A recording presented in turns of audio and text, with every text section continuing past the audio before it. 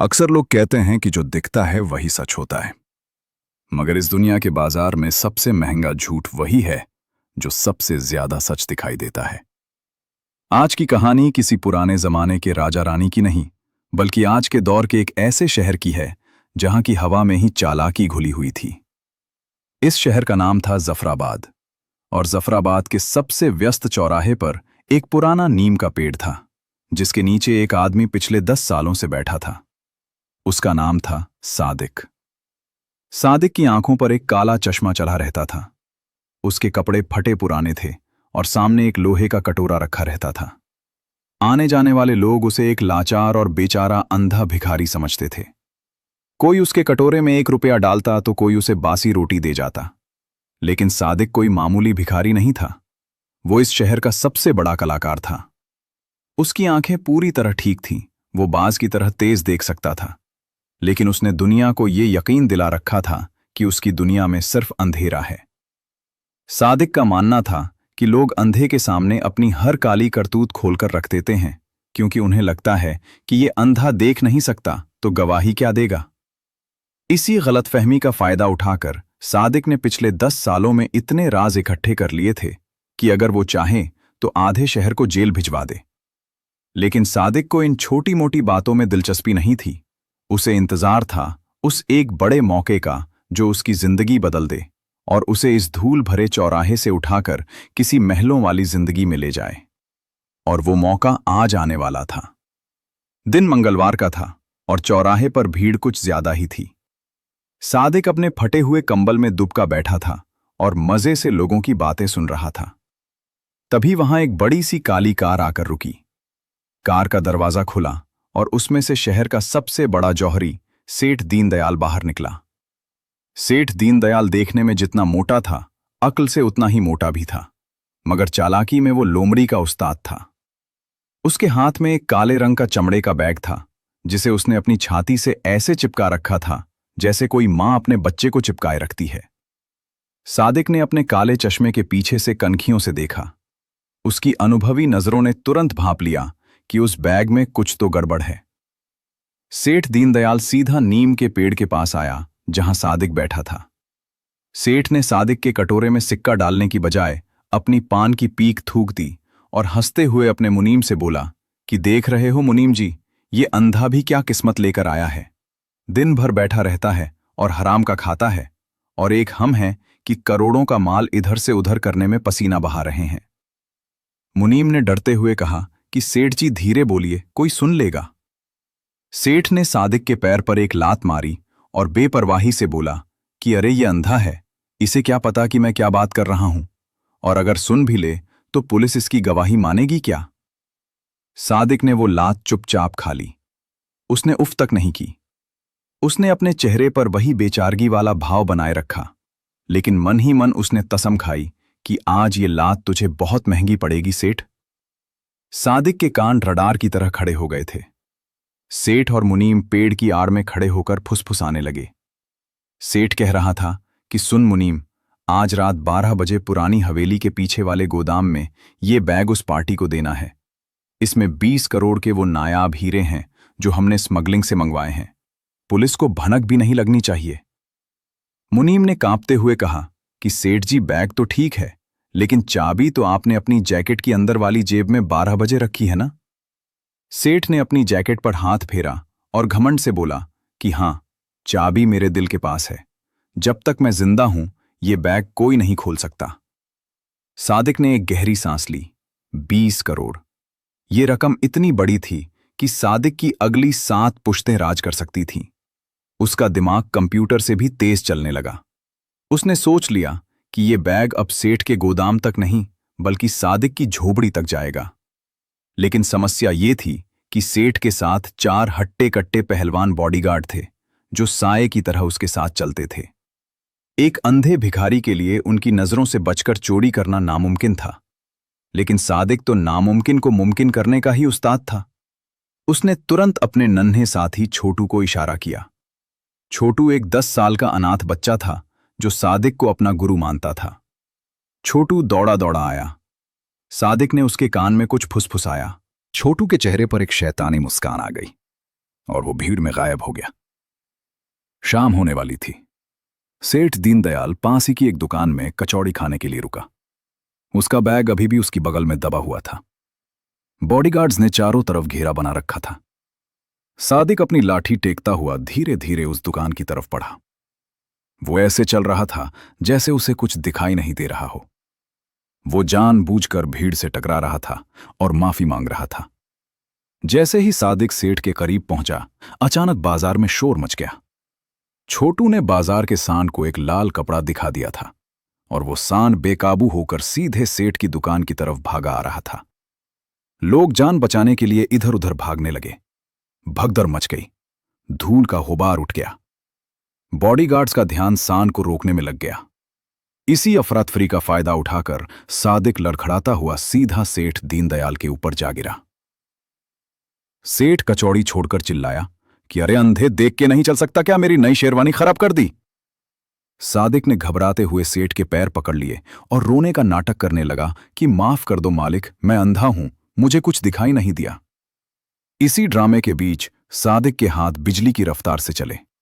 उसने बड़ी सफाई से सेठ के बगल में रखे असली बैग को अपनी फटी हुई चादर के नीचे खिसकाया और उसकी जगह बिल्कुल वैसा ही दिखने वाला एक नकली बैग रख दिया जो छोटू ने कबाड़ से जुगाड़ करके ला दिया था।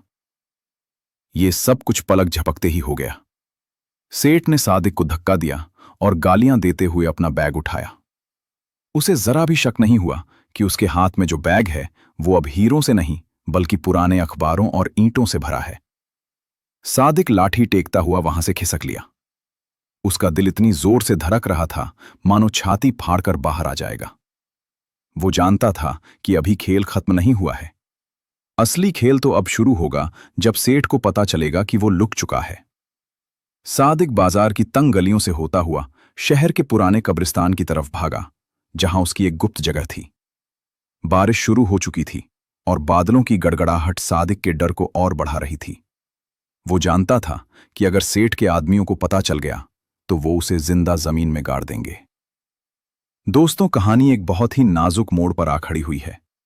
एक मामूली सा दिखने वाला अंधा भिखारी शहर के सबसे खतरनाक आदमी को चूना लगा चुका है। अगर आपको सादिक की ये दिलेरी और ये सस्पेंस पसंद आ रहा है और आप चाहते हैं कि वो पकड़ा ना जाए, तो प्लीज अभी इसी वक्त हमारे चैनल एएन वॉइस को सब्सक्राइब कर लीजिए और वीडियो को लाइक कर दीजिए। आपका एक लाइक सादिक की हिम्मत बढ़ा सकता है। कर दिया, शुक्रिया। चलिए अब देखते हैं कि आगे क्या हुआ। सादिक कब्रिस्तान के एक टूटे हुए मकबरे के अंदर पहुंचा। उसने कांपते हाथों से बैग खोला। अंदर मखमली थैलियों में चमकते हुए हीरे थे। उनकी चमक ने अंधेरे मकबरे को रोशन कर दिया। सादिक की आंखों में आंसू आ गए। उसने सोचा कि अब उसे भीख नहीं मांगनी पड़ेगी, लेकिन तभी उसे बैग के नीचे एक लाल डायरी मिली। सादिक ने हीरे छोड़कर वो डायरी उठाई। जैसे ही उसने डायरी खोली, उसके होश उड़ गए।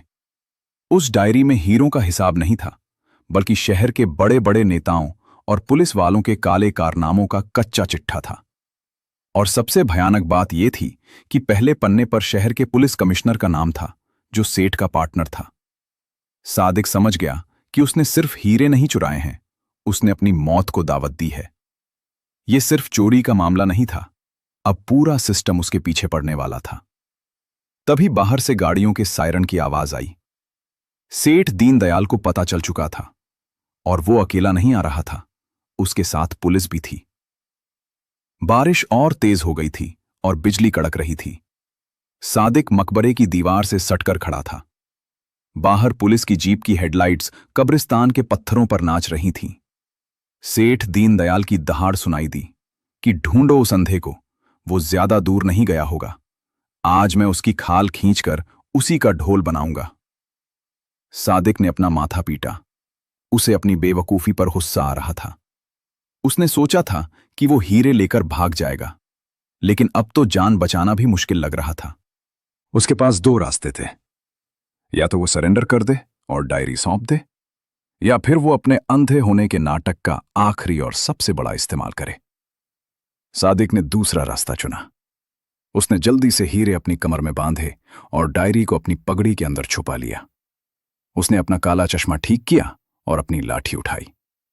अब उसे भागना नहीं था, बल्कि उसे अपने ही जाल को हथियार बनाना था। उधर सेठ के गुंडे और पुलिस वाले कब्रिस्तान के हर कोने को छान रहे थे। इंस्पेक्टर राठौड़, जो कि सेठ का मिला हुआ आदमी था, उसने अपनी बंदूक निकाल ली थी। तभी उन्हें एक परछाई दिखाई दी। इंस्पेक्टर चिल्लाया कि कौन है वहां, बाहर निकलो। सादिक धीरे धीरे बाहर आया। वो कांप रहा था और हवा में हाथ मार रहा था, जैसे उसे कुछ दिखाई न दे रहा हो। उसने रोती हुई आवाज में कहा कि साहब, मैं हूं सादिक, मैं यहां बारिश से बचने आया था। आप लोग कौन हैं? सेठ दीनदयाल आगे लपका और सादिक का गिरेबान पकड़ लिया। उसने चिल्लाकर कहा कि नाटक बंद कर कमीने, मेरा बैग कहां है? सादिक ने मासूमियत से कहा कि कौन सा बैग मालिक, मैंने तो आज सुबह से 1 रुपया नहीं कमाया। सेठ ने सादिक को एक जोरदार तमाचा मारा। सादिक गिर पड़ा। सेठ ने अपने आदमियों से कहा कि इसकी तलाशी लो। गुंडों ने सादिक के फटे हुए कपड़े टटोले, लेकिन हैरान करने वाली बात यह थी कि उन्हें न तो हीरे मिले और न ही वो डायरी। सेठ बौखला गया। उसने कहा कि यह कैसे एक हो सकता है, मैंने खुद इसे वहां देखा था। सादिक जमीन पर पड़ा पड़ा मन ही मन मुस्कुरा रहा था। दरअसल मकबरे से बाहर आने से पहले उसने वो हीरे और डायरी पास ही की एक ताजा खुदी हुई कब्र की मिट्टी में दबा दी थी। वो जानता था कि अगर माल उसके पास मिला तो वो उसी वक्त मारा जाएगा। सादिक ने गिड़गिड़ाते हुए कहा कि मालिक, आप किस बैग की बात कर रहे हैं? कहीं आप उस लाल बैग की बात तो नहीं कर रहे जो अभी एक आदमी लेकर दीवार कूदकर भागा है? सेठ और इंस्पेक्टर चौंक गए। इंस्पेक्टर ने पूछा, कौन आदमी? सादिक ने कहा कि साहब, मुझे दिखाई तो नहीं देता, लेकिन मेरे कान बहुत तेज हैं। अभी अभी एक आदमी यहां आया था, वो हाफ रहा था। उसके पास से इत्र की बहुत तेज महक आ रही थी। वो कह रहा था कि सेठ को क्या बेवकूफ बनाया है, अब ये माल लेकर बॉर्डर पार जाऊंगा। सादिक ने इतनी बारीकी से झूठ बोला कि सेठ को यकीन हो गया। सेठ को याद आया कि उसका एक पुराना दुश्मन है जो इत्र का शौकीन है। सेठ ने गुस्से में इंस्पेक्टर से कहा कि राठौड़, ये अंधा सच बोल रहा होगा। जरूर ये काम उस दिलावर का है, चलो तुरंत उसके अड्डे पर रेड मारते हैं। पुलिस और सेठ वहां से आंधी की तरह निकल गए। सादिक वही कीचड़ में पड़ा रहा। जब गाड़ियों की आवाज दूर चली गई तो सादिक धीरे से उठा। उसने अपने कपड़े झाड़े और एक गहरी सांस ली। उसने कहा कि बेटा सादिक, इसे कहते हैं शेर के मुंह से निवाला छीनना। वो वापस उस कब्र 2 के पास गया, मिट्टी हटाई और अपना खजाना निकाल लिया। लेकिन कहानी अभी खत्म नहीं हुई थी। सादिक जानता था कि झूठ की उम्र कम होती है। सेठ को जब पता चलेगा कि दिलावर के पास कुछ नहीं है तो वो वापस आएगा। सादिक के पास भागने के लिए बहुत कम वक्त था। वो कब्रिस्तान के पीछे वाले रास्ते से रेलवे स्टेशन की तरफ भागा। लेकिन तभी उसका सामना एक और मुसीबत से हो गया। छोटू। छोटू वहां खड़ा था और बुरी तरह रो रहा था। उसके पीछे सेठ का एक आदमी खड़ा था जिसने छोटू की गर्दन पर चाकू रखा हुआ था। वो गुंडा शायद पीछे छूट गया था और उसने छोटू को पकड़ लिया था। गुंडे ने हंसते हुए कहा कि क्यों बे अंधे, तुझे क्या लगा तू सेठ जी को चूना लगा देगा? चल माल निकाल, वरना इस बच्चे की गर्दन उड़ा दूंगा। सादिक सन्न रह गया। उसके पास दौलत थी, आजादी थी, लेकिन सामने वो बच्चा था जो उसका एकमात्र परिवार था। सादिक ने एक पल के लिए सोचा। उसने अपना काला चश्मा उतारा और पहली बार अपनी असली आंखें उस गुंडे को दिखाईं। गुंडा उसकी तेज और डरावनी आंखें देखकर एक पल के लिए सहम गया। सादिक ने ठंडे स्वर में कहा कि बच्चे को छोड़ दे, माल ले ले। उसने हीरों की थैली गुंडे की तरफ फेंक दी। गुंडे का लालच जाग गया। उसने चाकू ढीला किया और थैली पकड़ने के लिए लपका। बस यही वो पल था जिसका सादिक को इंतजार था। सादिक ने अपनी लाठी पूरी ताकत से घुमाकर गुंडे के सर पर मारी। गुंडा चीखता हुआ जमीन पर गिर पड़ा। सादिक ने छोटू को गोद में उठाया और अंधेरे में गायब हो गया। अगली सुबह शहर में हंगामा मच गया। अखबारों में बड़ी बड़ी हेडलाइन छपी थी। शहर के मशहूर जौहरी सेठ दीनदयाल और पुलिस कमिश्नर के घर सीबीआई का छापा पड़ा था। उनके घर से स्मगलिंग के सबूत मिले थे। लेकिन सबसे बड़ी खबर यह थी कि एक अज्ञात आदमी ने मीडिया और सीबीआई के ऑफिस के बाहर एक लाल डायरी पार्सल की थी, जिसमें सारे सबूत एक थे। उस पार्सल पर भेजने वाले का नाम लिखा था एक अंधा गवाह। सेठ और कमिश्नर जेल चले गए।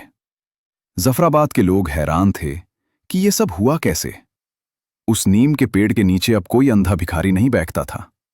लोगों ने कई कहानियां बनाई। कुछ कहते थे कि वो कोई फरिश्ता था, कुछ कहते थे कि वो पुलिस का जासूस था। लेकिन सच्चाई इससे बहुत दूर और बहुत खूबसूरत थी। शहर से हजारों मील दूर एक पहाड़ी इलाके में एक छोटा सा स्कूल खुल गया था, अनाथ बच्चों के लिए।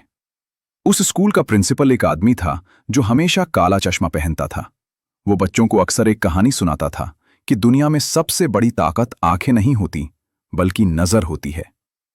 एक दिन छोटू, जो अब स्कूल की ड्रेस में था, उसने उस आदमी से पूछा कि उस्ताद, हमने वो 20 करोड़ के हीरे क्यों दे दिए? हम उनसे अमीर बन सकते थे। सादिक ने मुस्कुराते हुए अपना चश्मा ठीक किया और कहा कि पगले, हीरे तो पत्थर होते हैं। असली दौलत तो सुकून की नींद होती है जो हमें उस रात के बाद मिली। और रही बात अमीरी की, तो देख, इन 100 बच्चों की मुस्कुराहट से ज्यादा अमीर कौन होगा? सादिक ने भले ही वो हीरे छोड़ दिए थे, लेकिन उस रात उसने अपनी जिंदगी की सबसे बड़ी चोरी की थी। उसने अपने लिए एक नई इज्जत और एक नई जिंदगी चुरा ली थी। और सेठ दीनदयाल, वो आज भी जेल की सलाखों के पीछे बैठकर सोचता है कि आखिर उस अंधे को दिखाई कैसे दिया। तो दोस्तों, ये थी हमारी आज की कहानी। आपको क्या लगता है, सादिक ने हीरे छोड़कर सही किया या उसे वो पैसे रख लेने चाहिए थे? अपनी राय कमेंट में जरूर बताएं। और अगर कहानी ने आपके दिल को हुआ है तो जाते जाते वीडियो को लाइक करना न भूलें। हम जल्द ही मिलेंगे एक और धमाकेदार कहानी के साथ। तब तक के लिए अपना ख्याल रखें और होशियार रहें।